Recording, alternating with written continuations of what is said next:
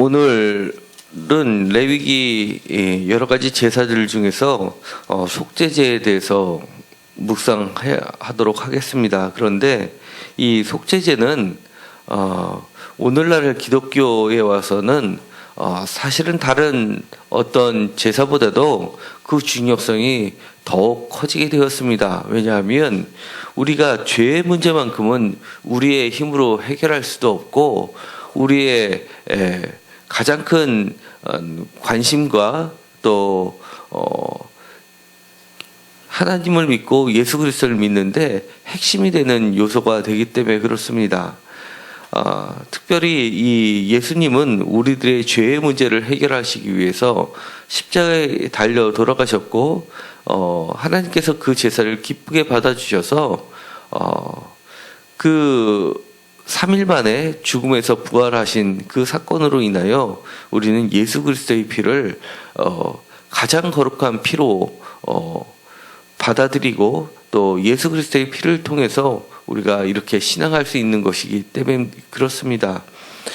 그렇기 때문에 이 속죄제는 우리가 그 의미를 정확히 알 필요가 있습니다. 왜냐하면 이 속죄제물을 이해하는 데 있어서도 기독교는 유대교에서 출발하였기 때문에 이것이 히브리서에 가면은 예수 그리스도를 속죄제로 그리고 영원한 대제사로 한 번 드려지는 유대교처럼 여러 번 드리는 게 아니라 한 번 드려지는 제사로 인정하는 것까지는 다른 신약 성경에 나와 있는 증언들과 같습니다. 그러나 약간의 차이를 보고 있는 것은 우리가 죄를 범하고 예수 그리스도를 받아들인 이후에 그때도 우리가 죄를 범하였으면 그 죄가 용서함을 받을 것이냐 말 것이냐에 대해서는 여러 가지 분파들이 존재했었던 걸 보게 됩니다.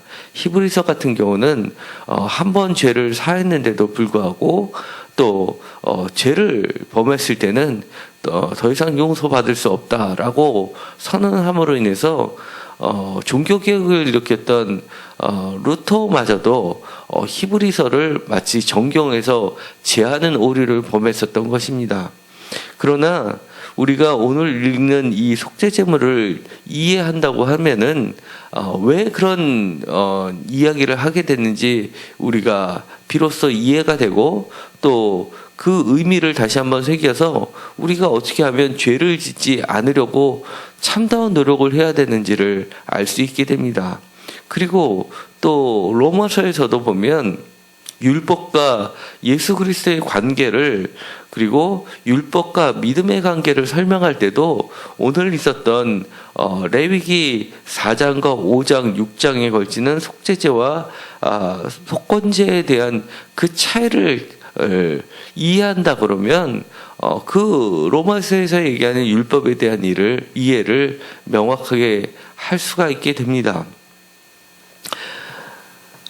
먼저 4장 1절과 2절에 보면 이렇게 선언을 하고 있습니다. 이스라엘 자손에게 말하라고 하시면서 여러 가지 층별로 구체적으로 이야기를 합니다. 먼저 3절에 보면 기름 부음을 받은 제사장이 범죄하여 백성의 허물이 되었으면 하면서 12절까지 그런 제사장이 범한 죄에 대해서 그 죄를 씻기기 위한 방법에 대해서 소개를 하고 있습니다. 그리고 13절에서는 이스라엘 온 회중이 범죄하였을 때 그리고 22절에는 족장이 그리고 27절에는 평민의 한 사람이 죄를 범하였을 때의 경우에 대해서 설명을 하고 있습니다. 그리고 32절에도 마찬가지로 평민이 지었을 경우에 드려지는 속죄 제물인데 다만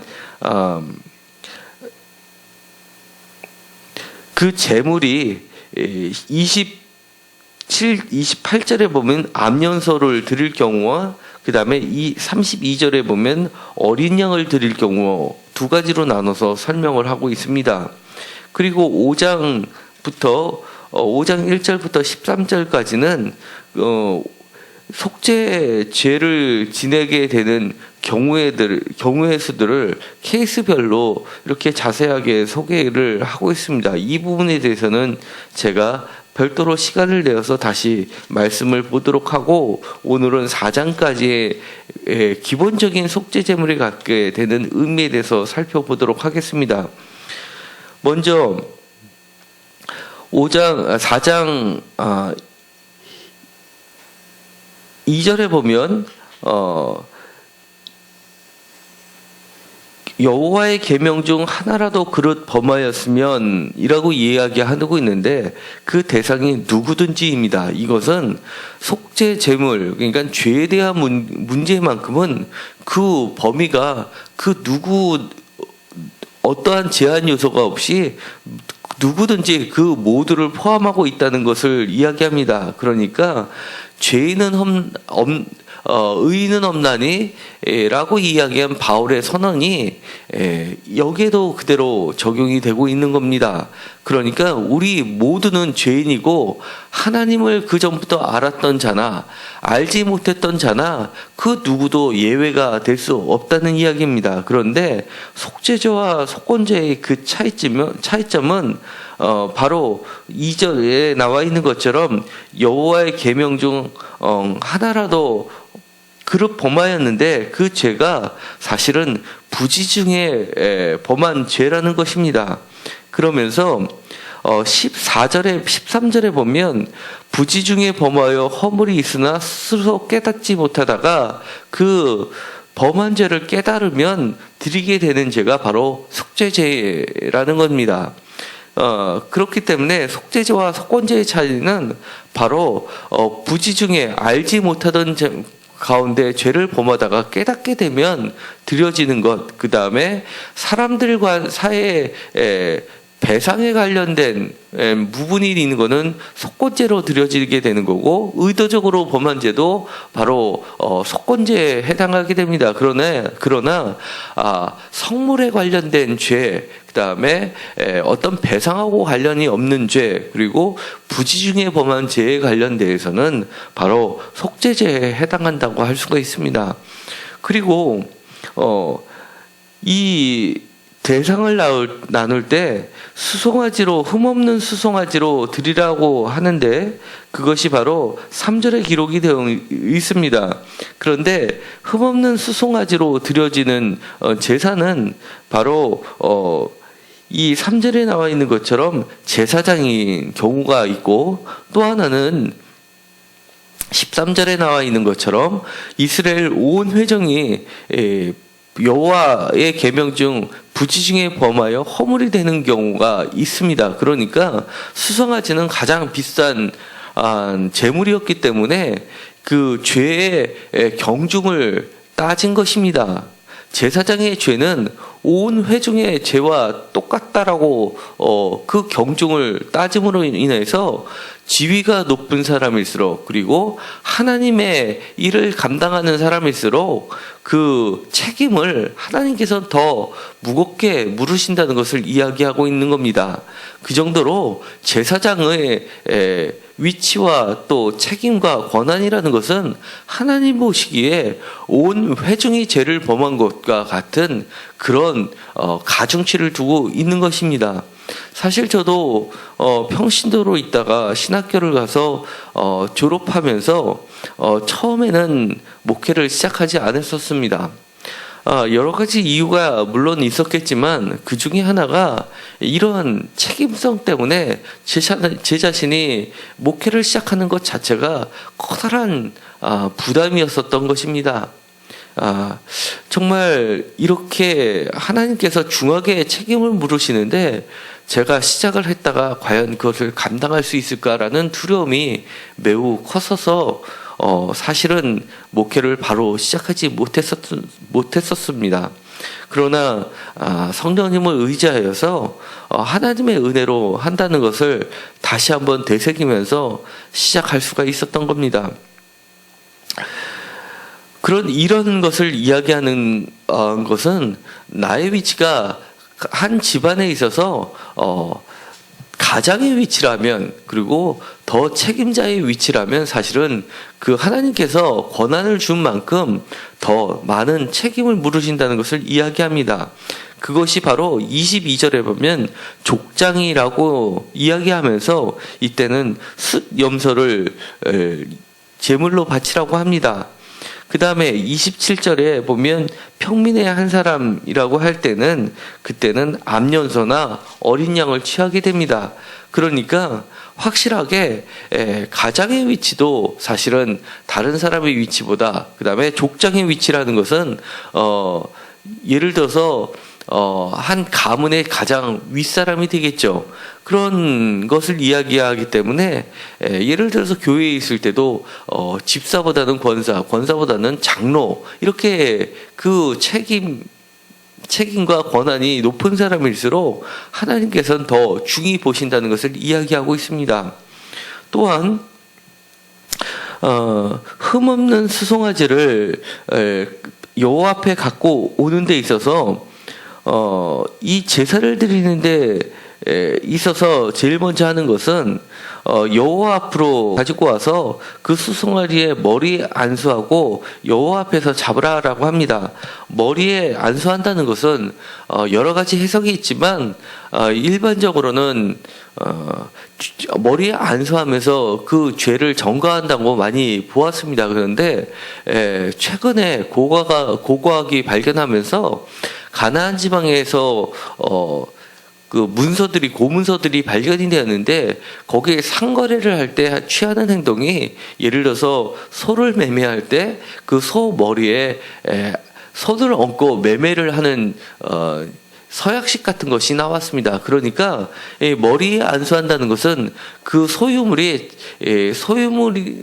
소유권이 누구에 있는지를 판가름할 때 취하는 행동들이라는 것이 알게 되었던 겁니다. 그러니까 이 흠없는 수송아지를 여호와 앞에 와서 머리에 안수한다는 의미는 이 제물로 가지고 온 것이 나의 물건임을 명확하게 하는 겁니다. 내 죄를 감당하는 데 있어서 나의 것으로 드려야지 다른 사람을 착취하거나 다른 사람의 재물을 훔쳐가지고 와서는 하나님 앞에 드릴 수 없다는 것을 이야기하는 겁니다. 그리고 뇌물로 받은 것이나 부당하게 이득을 취한 것으로도 나의 죄를 씻는 데 사용할 수도 없고 하나님 앞에 가지고 와서는 안 된다는 것을 의미합니다. 그렇기 때문에 내가 내 죄를 씻음을 받기를 원한다면 한 번 정도 최소한 다시 한번 혹시 내가 다른 사람을 억울하게 한 부분이 있는지 없는지를 되새겨 볼 필요가 있습니다. 그리고 그것을 여호와 앞에 잡았으면 반드시 제거해서 하나님 앞에 번제로 태워야 되는 부분이 있습니다. 바로 기름이라는 부분하고, 그 다음에 그 내장에 붙은 기름인데요. 그 8절에 보면 내장에 덮인 기름과 내장에 붙은 모든 기름과 두 콩팥과 그 위에 기름, 곧 허리 쪽에 있는 것과 가나에 덮인 커플을 콩팥과 함께 떼어내서 그것을 번제단 위에서 불사르라고 합니다. 10절을 보면 번제단 위에서 불사르라고 되어 있는데요. 불사르는 곳이 번제단 위도 있지만 번제단 바깥으로, 예를 들어서 12절에 보면은 진영 바깥 재버리는 곳이 정결한 곳을 가서 태우는 것들이 있습니다. 내장과 똥 이런 것들은 그 바깥에서 태우지만 반드시 번제단 위에서 태우는 것은 가장 귀하게 여기는 것들입니다. 기름이라고 하는 것은 값진 것인데요. 여기서는 우리가 육즙에 붙어 있는 기름을 이야기하는 것이 아닙니다. 뭐냐면 내장에 덮인 기름들과 콩팥들과 그 다음에 콩팥을 덮고 있는 기름들인데요. 왜 이렇게 이것을 더 거룩한 것이라고 여기서 번제물에 태우냐 하면 이것은 그들의 고대 사회에 있어서는 이런 부분들이 바로 마음을 상징한다고 보았던 겁니다. 그래서 예레미야에서 보면은 공의로 판단하시며, 예레미야서 11장 20절에 보면 공의로 판단하시며 사람의 마음을 감찰하시는 만군의 여호와여, 나의 원통함을 주께 아뢰었사오니 그들에 대한 주의 보복을 내게 보이리이다 하였나이다 할 때, 이 마음에 해당하는 것이 원어로 보면 콩팥입니다. 그러니까 이 콩팥이 사실은 마음으로 번역이 되기도 하고 콩팥으로 번역이 되기도 하고 이렇습니다. 그러니까 하나님께서는 그 마음을 가장 중요하게 생각했기 때문에 마음을 하나님께 바치라는 겁니다. 너의 속죄하는 그 마음을 하나님 앞에 바치라는 것입니다. 우리가 마음에 통회함이 없으면 하나님 앞에 결코 죄사함을 얻을 수 없다는 것을 의미합니다. 그 다음에 그 피는 반드시 여호와의 그 피를 여호와의 앞 곧 회막 앞 안에 있는 향단 뿔들에 바르고 그 수송아지의 피 전부를 회막문 앞 번제단 밑에 쏟을 것이며, 이렇게 되어 있습니다. 피는 곧 생명을 의미하고 너가 죄로 인해서 죽을 수밖에 없지만 대신해서 그 제물들이 죽임을 당했다라는 것을 분명하게 이야기하는 겁니다. 그러니까 우리가 죽어 마땅함에도 불구하고 우리를 대신 살려주시고 죄를 용서해 주시고 대신 제물을 받으신다는 것을 의미하기 때문에 다시는 죄를 지어서는 안 된다는 것을 다시 한번 분명하게 확실하게 선언하고 계시는 겁니다. 그런데도 불구하고 우리가 죄를 밥 먹듯이 이번 죄를 범하여서 용서를 받았는데 또 제물을 드리고 속죄 제물을 드리면 내 죄가 용서받겠지 하면서 죄를 범하는 것은 하나님께서 죄를 속할 수 없다는 것을 이야기하는 겁니다. 그러니까 부지중에 범하는 거, 알지 못하면서 범하는 것을 이야기하는 것이, 고의로 알면서도 범하는 죄에 대해서는 결코 죄사함이 없다는 것을 이야기하고 있는 겁니다. 그렇기 때문에 이것이 히브리서에 가면 부지중에 범한 죄만을 대상으로 하고 있는 것이지, 너가 알면서도 고의적으로 반복해서 범하는 죄들에 대해서는 예수님께서도 그 죄에 대해서는 책임을 묻는다는 취지에서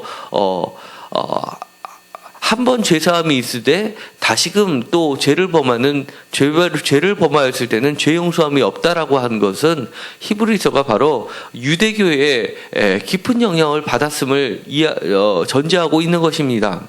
그렇기 때문에 루터가 이야기한 것은 아마 성서를 깊이 이해하지 못한 부분에 해당한다고 할 수 있습니다. 그 다음에 여기에서는 중요한 것은 회막 안에다가 피를 뿌리게 됩니다. 그런데 회막 안에다 뿌리는 피는 두 가지가 있었습니다. 바로 제사장이 범한 죄와 이스라엘 온 회중이 범한 죄 두 가지는 16절에 보면 그 수송아지 피를 가지고 회막 안에 들어가는 것으로 나오게 됩니다. 이 두 가지는 너무나 중요하기 때문에 회막 안까지 들어가게 됩니다. 나머지는 사실은 회막 안까지는 들어가지 않게 되는 겁니다. 그러다 보니까 이런 속죄제를 드리고 나서는 레위기 6장을 한번 찾아보도록 하시겠습니다. 레위기 6장 24절부터 마지막 절까지는 속죄제물에 대해서 이야기하고 있는데요. 30절에 보면 그러나 피를 가지고 회막에 들어가 성소에서 속죄하게 하는 속죄제 제물의 고기는 먹지 못할지니 불사를지니라 라고 되어 있는데요. 사실은 나머지 번제단에서 드려진 속죄제물 같은 경우에서는 남은 부분에 대해서는 먹을 수 있었지만 이렇게 회막 안에 들어가서 피를 뿌린 것들에 대해서는 전부 불을 태워야 됐습니다. 왜냐하면 그것은 너무나 그 죄가 크기 때문에 결코 그 재물 갖고 다른 데 사용하지 못하게 한 것입니다. 그것이 바로 제사장의 죄와 온 백성의 죄에 해당하는 것입니다. 그리고 향단불에 뿔들에 바른다는 것은 뿔은 권위를 상징합니다. 그리고 이 뿔은 우리가 잘 알고 있듯이 살인죄를 고의가 아니라 부지중에 살인죄를 먹었다 하더라도 향단불을 잡았을 때는 그 제단 바깥으로 나오기 전까지는 그 사람의 생명을 유지할 수가 있었습니다. 그러니까 지극히 거룩한 곳이었고 그 향단불은 하나님을 바로 상징하는 것이 되는 것입니다. 그것에 죄를 용서함을 받기 위해서 피를 바르는 것입니다. 그러니까 죄 용서함을 해주는 주체는 바로 하나님이라는 것을 이야기하게 됩니다. 반대로 이야기하면 우리가 죄 용서함을 받을 수 있는 분은 바로 하나님 외에는 없다는 것을 이야기하는 겁니다. 그렇기 때문에 성자 예수 그리스도도 우리가 하나님이라고 선언하는 것입니다. 그 다음에 이 나머지 것들은 모두 진영 바깥으로 나가서 재버리는 곳으로 정결한 곳으로 가져가서 모두 불사르게 되는데요. 이것은 예수 그리스도를 상징합니다. 그래서 예수 그리스도께서 십자가에 달려 돌아가신 것은 예루살렘 성전에서 돌아가신 것이 아니라 진영 바깥인 골고다 언덕, 그 다음에 해골이라고 하는 곳에 가서 십자가에 달려 돌아가셨습니다. 그렇기 때문에 이것을 그대로 예수 그리스도를 상징한다 할 수가 있습니다.